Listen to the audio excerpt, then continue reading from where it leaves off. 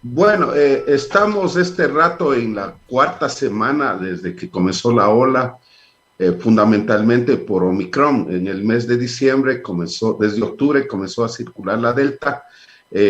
No circuló mucho, felizmente, porque la Delta mata mucho más que la Omicron. Uno de cada 100 enfermos puede morirse. En el caso de la Omicron, la letalidad es mucho más baja. Uno de cada 1000 muertos y de 5 a 7 hospitalizados por Omicron, y la mayoría de los hospitalizados no son muy graves, no van a ir a UCI, ¿no? El problema es que como son tantos casos, la semana pasada, si se haría en el Ecuador el número de pruebas, por ejemplo, que se hacen en Colombia, que son más de 40,000, hubiéramos tenido en el Ecuador unos 15,000 casos.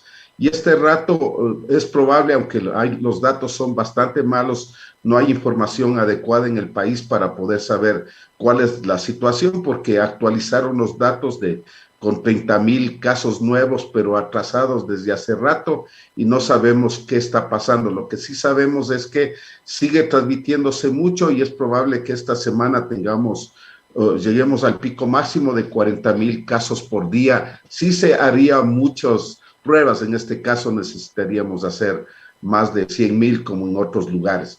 Entonces, el mayor problema que tenemos ahorita no solo es la saturación de los servicios de salud de hospitalarios. Ya Tungurahua ya está saturado, y la mayoría de cantones que el COE les ha clasificado ya en semáforo rojo prácticamente están al borde de la saturación, porque ha habido mucha transmisión.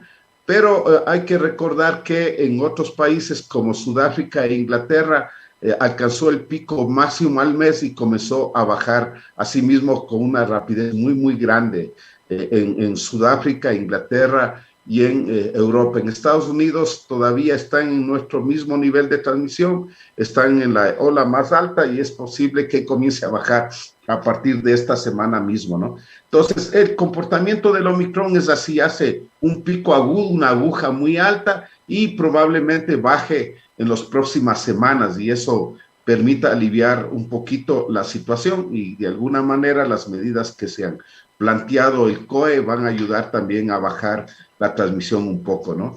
Pues, pero el Omicron es muy transmisor porque las vacunas no son tan eficaces para evitar la enfermedad. Ya sabemos, eso sí, que las vacunas evitan la muerte y los casos graves, pero vamos a tener una gran cantidad de infectados en vacunados y no vacunados. Pero los no vacunados tienen mayor riesgo de muerte. Eso pasa en el mundo y también está pasando aquí en el Ecuador, ¿no? Claro, y acá hay aprendizajes, sobre todo cuando se trata de virus, de más allá de resignarnos, pero sí de aprendizajes de la convivencia, porque esto no va a desaparecer. Ya lo conversábamos el año anterior con ustedes, esto no va a desaparecer de un momento a otro. Estos seres vivos que están conviviendo con nosotros y nosotras y nos generan tanto problema como las enfermedades de las afecciones. ¿Cómo ve usted justamente este avance de la conciencia desde la sociedad, desde nuestros amigos y amigas, de el cuidado, de esto no es que las vacunas van a llegar a solucionar de un momento a otro y ya no te vas a enfermar de nada? Porque claro, podría haber incluso nuevas variantes. La gripe ha convivido, los virus de estos de las afecciones respiratorias han convivido con nosotros durante ya cientos de años. ¿Qué podríamos hablar al respecto? Porque se pone en tela de duda en el momento en que hay picos altos de enfermos, de personas enfermas contagiadas, se pone en tela de duda la ciencia y se pone en tela de duda las vacunas. ¿Qué pasaría frente a esto?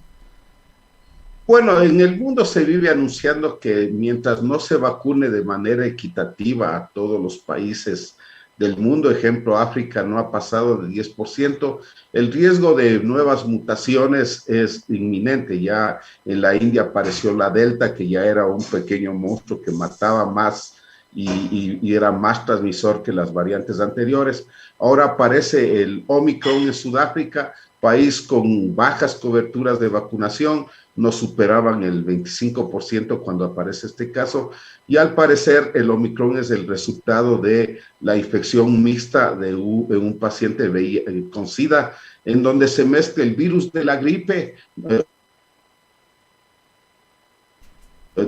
el coronavirus, y se produce esta mixtura que es el que más mutaciones ha tenido, y gracias a esta presencia de esta mutación de la gripe común es que el Omicron ya no afecta tanto a los pulmones, afecta más al tracto respiratorio superior, nariz, faringe y tráquea y bronquios, y eso ha hecho que sea menos letal, ¿no? Ahora, el problema es que en el país el gobierno comenzó a hablar de que ya llegamos al 85% y llegamos a la inmunidad de rebaño, y ese es un mensaje equivocado que venimos diciéndole al gobierno que no digan eso. La ministra dejó de decir eso, pero un secretario de la vicepresidencia o de la presidencia lo va a decir que en diciembre llegamos a la inmunidad de rebaño. Por el hecho de que tanto las últimas variantes que se han aparecido y ahora más el Omicron son poco eficaces para evitar la enfermedad. Ejemplo, las 2 dosis de vacuna apenas llega a una eficacia no mayor de 20% para evitar enfermarse, pero sigue siendo muy eficaz para evitar morirse. Eso sí tiene que estar claro, que 2 dosis sí protegen mucho para evitar la muerte. Y solo la vacuna refuerzo le va a aumentar la eficacia a 60 a 80% para evitar enfermarse, pero mucho más para evitar la muerte, y por eso lo más importante ahorita es vacunar los refuerzos por lo menos a 3 millones de personas. Todavía hemos vacunado a 2 millones. Pero el mensaje es equivocado que dio, que se juntó con el hecho de que en vacaciones, ya el año 2020 y este año sucedió lo mismo, la transmisión en verano fue tan baja, le dio a la gente la idea, más de información equivocada, de que no iba a haber un nuevo pico epidémico como el que se está produciendo, y además no estaba, la gente no pensaba en que podía haber una nueva variante. Los científicos vienen anunciando que mientras no haya vacunación suficiente y con la gente iba a aparecer esta variante, ¿no? Entonces, eso ha hecho que se relajen, porque para controlar la epidemia hay que aplicar 8 meses, quedarse en casa si está enfermo, aislarse, ventilar, estar en los sitios congestionados de gente poco tiempo, vacunar, testear, que en este caso sí me gustaría hablar un poquito sobre el tema del testeo, que ahora a nuestro criterio, mientras dure esta ola tan alta, no es necesario hacerse pruebas. Si usted tiene síntomas de gripe y vive en un cantón que ya ha sido catalogado como rojo, ya haga de cuenta, la probabilidad de que sea COVID es mayor del 80%, y es mejor que haga aislamiento y vigile los signos de alarma para evitar morirse, ¿no? Entonces, sí está cambiando, por lo menos por un mes más, tenemos que cambiar la estrategia, ¿no? Entonces, eso es lo que yo diría. La gente se confió mucho y el gobierno no dio información adecuada. Los académicos venimos advirtiendo que en enero, diciembre iba a comenzar la ola de Delta, pero no comenzó la de Delta, comenzó la de Omicron, que desplazó totalmente a la Delta en el mundo. Este rato debemos tener por más de 80% de Omicron y un 20% de Delta y de Mu. Pero la noticia es buena. La Omicron mata menos que la Omicron, 10 veces menos. Y eso es bueno, porque además, si sucede como en África y Europa, y va bajando la transmisión en las próximas 4 semanas, seguirá transmitiéndose. La gente, aunque esté vacunada, se infectará. Muchos serán asintomáticos, y probablemente, si no cambia el virus, no muta para mal, hacerse mal, vamos a llegar a la inmunidad de rebaño, por un lado por la vacunación y en segundo lugar por la infección natural, y pasaremos de epidemia a endemia. De acuerdo, doctor Narváez, y me llama la atención justamente de este aprendizaje de que la implementación de la estrategia desde el Sistema Nacional de Salud y las otras instituciones, el COE Nacional, e incluso también desde el tema educativo, no es el mismo en todo momento. Y me refiero más bien a este tema del testeo. Había un momento de la pandemia en donde era importante el testeo en diferentes lugares. Ahora, acudir a ese testeo, más que no ser eficaz, no es conveniente, incluso sobre los costos que le refieren a cada familia, porque si es que hay una persona contagiada con Omicron que tiene mucho más potencial de contagio, pues casi toda la familia se nos va a contagiar. El tema de costos, y el otro tema, el tema de acceso, los reactivos, lo estábamos hablando. Estamos realizando en Wammer una investigación sobre justamente las pruebas, y en laboratorios privados y en instituciones públicas nos hablan que no hay reactivos para generar estos testeos de las pruebas, principalmente de las pruebas PCR. Hay otro tipo de pruebas, las pruebas rápidas, pruebas de antígenos. Usted nos ha hablado, si es que hay un cuadro de respiratorio, de afección, de enfermedad en uno de estos cantones en donde hay mayor nivel de contagio, no realizarse el testeo, aislarse y cuidarse. ¿Esto es así o sí hay cómo continuar realizándose otro tipo de pruebas? ¿Cómo es esta estrategia nuevamente que es diferenciada? Sí, bueno, por la escasez de pruebas, desgraciadamente, este gobierno puso todos los huevos en una sola canasta, que fue la vacunación, lo cual es un error bastante grave. El anterior gobierno de Moreno fue no solo hizo eso, no puso solo todos los huevos en la canasta del aislamiento y del miedo, y fue requete negligente. El gobierno no compró pruebas, el actual gobierno no compró pruebas y las que convienen en una situación actual serían las pruebas de detección de antígenos, porque aunque haya falsos negativos, si usted sale positivo, parece que usted es infectado y es infectante, es decir, transmite la enfermedad, y eso es lo que interesa, ¿no? Entonces, las pruebas en Europa son bastante baratas, no cuestan más de $4 cada unidad. En el Ecuador se venden hasta $8 los kits de 25, sí, $8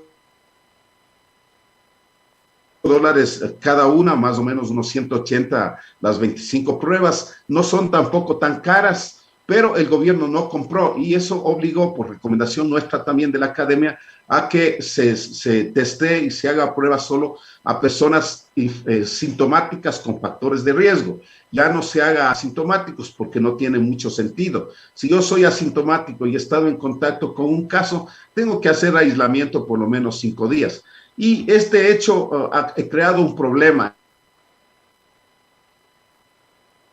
Hay médicos que no entendieron la directriz y le dicen al paciente sintomático sin factores de riesgo que no es COVID, que es una gripe nomás, que se vaya a la casa y no le ordenan aislamiento. No, este rato en casi todo el país, en todas las provincias, cantones donde hay semáforo rojo, y hay también unos 680 parroquias en donde hay altísima transmisión, en esos lugares, si usted tiene gripe, tiene una probabilidad de más del 80% de ser COVID Omicron, y por lo tanto quédese en la casa, haga aislamiento, tome abundantes líquidos, maneje con paracetamol o con ibuprofeno los síntomas de la fiebre y dolor de cabeza, que son los más molestosos, y a partir del día 3 de inicio de síntomas, evalúe los signos de alarma, y la mejor manera de evaluar signos de alarma es el oxímetro de pulso. Ese aparatito puede salvar la vida, y debe hacerse cada 6 horas. Si tiene menos de 90%, se sabe que necesita oxígeno que podría recibir en la casa. Si es menos de 84, necesita que vaya a un hospital, porque va a requerir ya oxígeno y tal vez intubación, ¿no? Pero no hay tantos casos ya como antes, pero suficientes para poder saturar los servicios. Entonces, eso es lo que estamos recomendando de aquí a un mes. Después de un mes, cuando baje la transmisión, que es muy probable que lo haga, porque así se ha comportado en otros países, volveremos a exigir al gobierno que compre pruebas para hacer testeo, porque hacer aislamiento cuando es una gripe que no es tan transmisora es una pérdida económica muy grande para las personas y las empresas. pero por un mes es mejor hacer aislamiento que hacer cuarentena masiva. Aislamiento de las personas con gripe y decir, usted tiene síntomas gripales, vaya nomás. Tiene una alta probabilidad de ser Omicron en los sitios en semáforo rojo. Eso es lo que recomendamos. Eso hicimos con cólera en la epidemia del año 90. Nosotros no tomábamos pruebas y todo paciente con diarrea acuosa era cólera y le tratábamos como cólera, aunque no sea cólera, aunque haya falsos positivos. Eso se hace en epidemias, en este caso, con tanta transmisión como ahora. No entendemos por qué el gobierno no ha tomado esa decisión, ¿no? Y sobre todo también tener la claridad para informar y que al mismo tiempo estamos como compartiendo esos aprendizajes.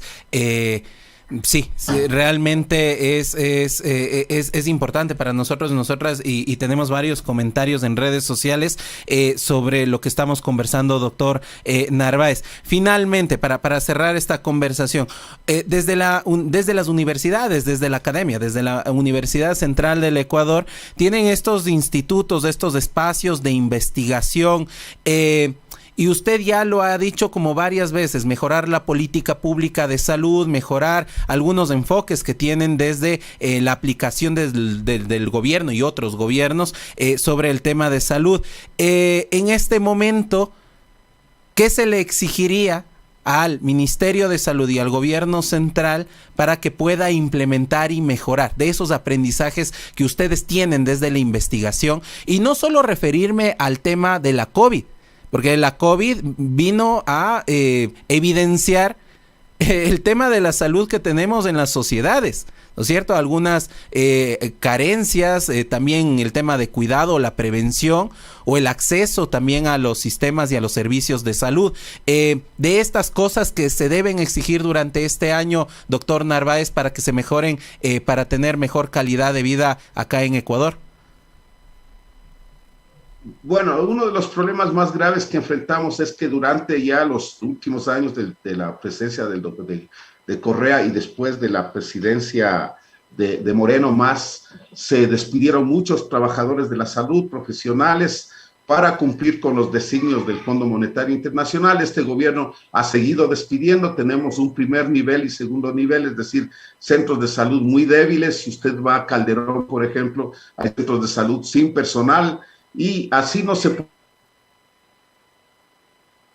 puede enfrentar no solo esta pandemia, sino las nuevas pandemias que le acompañan a esta, que son la epidemia de hambre, desempleo y desnutrición, la epidemia de alteraciones de la salud mental, con depresión, ansiedad, y la epidemia de la violencia. Entonces, este gobierno aprobaron un presupuesto de 2.6%, el gobierno anterior no pasó del 2%, ellos sí fueron extremadamente, yo diría, no solo negligentes, sino genocidas en una condición de una pandemia. Invirtieron menos de lo que invirtieron antes de la pandemia y el gobierno actual está solo asignando 2.6% para poder enfrentar con éxito los problemas de salud que devienen también de la actual pandemia y todos los problemas que se rezagan porque la gente no es atendida, la hipertensión arterial, la diabetes, todas las enfermedades crónicas, vamos a tener muchos más muertos por eso y entonces hay que fortalecer el sistema de salud y eso por un lado significa aumentar el presupuesto a por lo menos el 6% del Producto Interno Bruto, gravando a las grandes fortunas. Hay 400 familias que tienen más de 300 millones de dólares. Si hacemos impuestos solo del 2%, podríamos cubrir el 6% del Producto Interno Bruto y hacer que la medicina sea por lo menos para un 80% de la población gratuita y de buena calidad. Pero con 2.6% no va a avanzar para nada, ¿no? Entonces, esa política tiene que cambiar necesariamente. Y lo otro es que mientras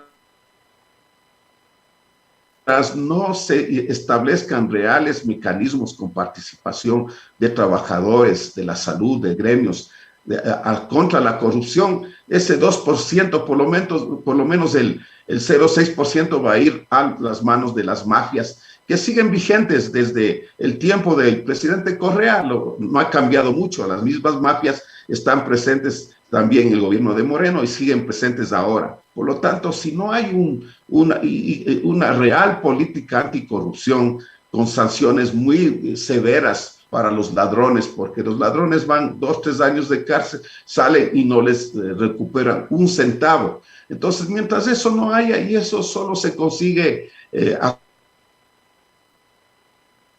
haciendo que lo haya en cada empresa pública, en cada centro de salud, haya comités anticorrupción formados por los trabajadores, ¿no? Y que sean rotativos para evitar que se instalen nuevamente las mafias, ¿no? Entonces, esas son las dos cosas más importantes, porque elevamos a 2.6%, elevamos a 6%, se van a robar por lo menos el 2% si no hay cambios. Ejemplo, no hay un sistema de gestión de medicamentos que permita detectar las necesidades, pero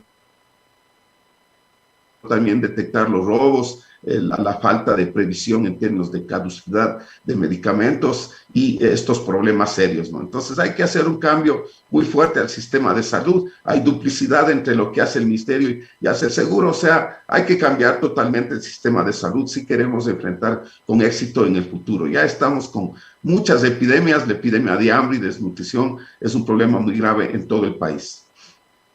De acuerdo, muchísimas gracias, doctor Narváez. Esta última pregunta para tener pistas sobre las agendas y la exigencia vinculado a la salud de las personas, porque claro, si es que solo comentamos en los medios de comunicación sobre que es importante los contagios, la enfermedad, este tema de la COVID, pero que están muy vinculadas a lo que ha nombrado usted.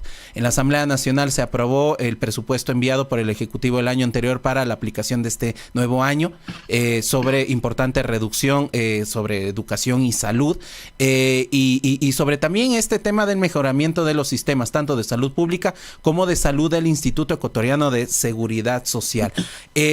Esperamos que se cuide, doctor Narváez. Esperamos que toda la gente se cuide en estos días, como usted y otros investigadores han dicho, son de alto contagio. Mantenerse en sus casas si es que no tienen la necesidad de salir, si es que tienen el privilegio también de poder trabajar desde las casas. Eso, muchísimas gracias, doctor Narváez. Estaremos atentas a las recomendaciones que den, principalmente desde la Universidad Central del Ecuador. Bueno, gracias. Y a la población hay que decirle que a este rato lo más importante es mascarilla, distanciamiento y ventilación. Y como usted dice, si no necesitan salir, no salgan. Y los enfermos, aunque estén en una gripecita muy leve, quédese en la casa porque puede ser COVID y puede transmitir. Muchas gracias.